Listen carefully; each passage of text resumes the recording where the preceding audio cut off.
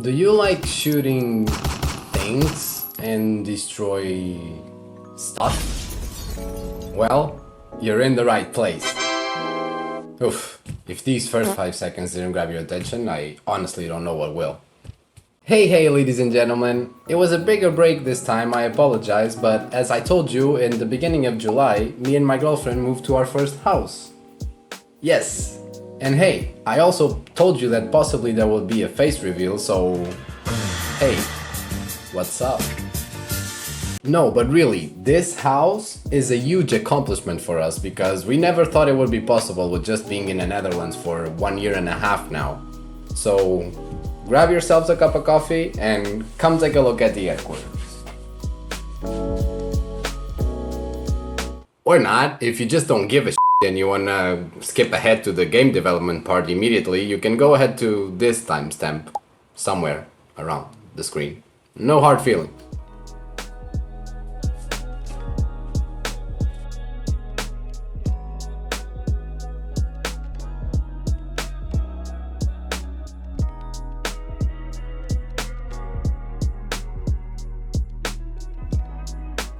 This is going to be a mix of footage from the day that we got the house and footage from when we brought all of our stuff / cats from Portugal. Try not to mind the mess, of course, even though we moved in July, this is still a work in progress, slow and steady. Also because we have other stuff to do, of course. How could I deliver this amazing piece of entertainment to you guys if I was still cleaning my backyard?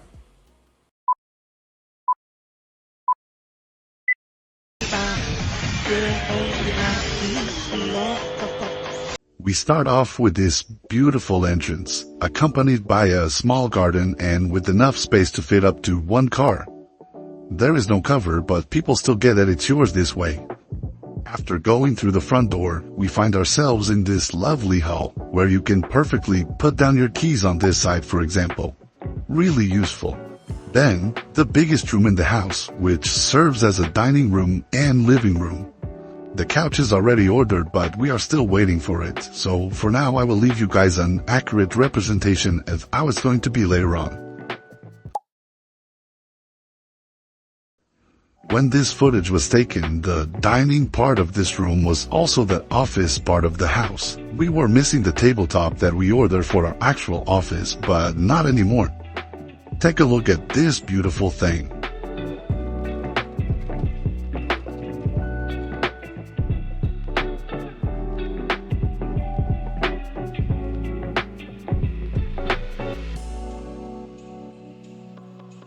This is where you will see me from now on. This is the office. Then we have the kitchen, which is a kitchen. Small and cozy, not too much to make a mess, also not too much to clean. This is to be remodeled in the upcoming years. Connecting to the kitchen and office, we have La Pièce de Résistance, our backyard. Wide, sunny, at least as far as we can get in the Netherlands. And actually full of shit. I know, but this area needs to be all clean for us to restructure the way we want to. Surprise, motherfucker! And believe me, there was even more trash that already went away. This area right here will be a barbecue area with a small island for those sunnier days. Then, on the right, we will have one of those outdoor fireplaces with 2 seats, and on the left, we will leave just with grass and some trees. I skipped the upper floors, but it's for the bedroom, a closet for the lady, and the top room, which will be a guest room, and maybe a gym, we don't know. And that was it, guys, for the tour. I hope you enjoyed it, and I know it's still a pretty blank canvas, at least if you take the boxes and trash from the picture. But it will be fun to figure stuff out and put everything in its place as we want to. I will keep you guys updated when we have like bigger updates on the headquarters. I can't wait for that barbecue area, man, I swear. Now, back to the game stuff. Considering we had a lot going on these months with moving houses and bringing everything from all the other houses from Portugal and in here, I didn't do that much with the game, but I have one really nice system working. Shooting. Oh yeah. Yes, now you can shoot almost all the weapons in Taxi Wars. You don't have anything to shoot at for now, but isn't it already so enjoyable to unload your M4 or AK into the air? Tell me that isn't fun. Nope. In the previous video, I explained how we are handling each item's info and data, but if you need a better understanding on how I am doing that, I will leave a link to the video on the description below so you can take a look at it and have a better understanding of how the inventory is working.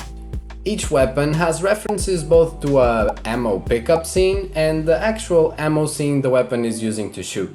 The pickup scene will instance when we drop the ammo. This scene is the standard pickup scene I'm using for all the items. I added a couple of bullets scaled up, and like this we can make the players understand what type of ammo they are actually picking up.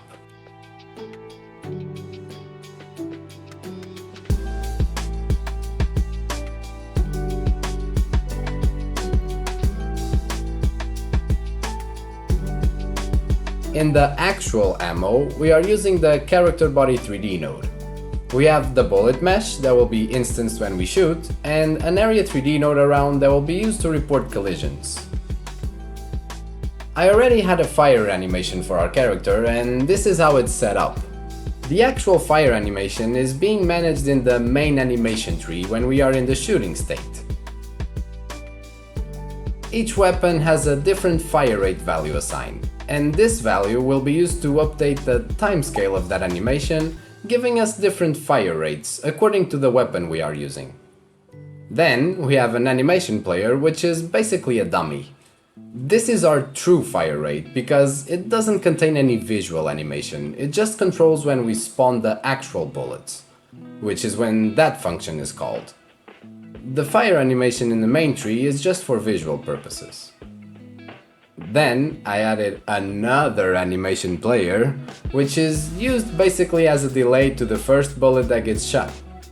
When the player shoots, the first animation that will play is this empty one.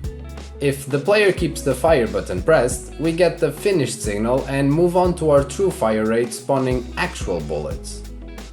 I added this because without it, the player was able to shoot bullets before the fire animation fully transitioned in with the fast mouse clicks.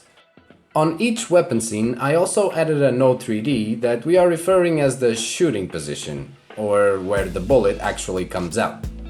When we draw an equipped weapon, we grab that node and pass that position to our weapon manager.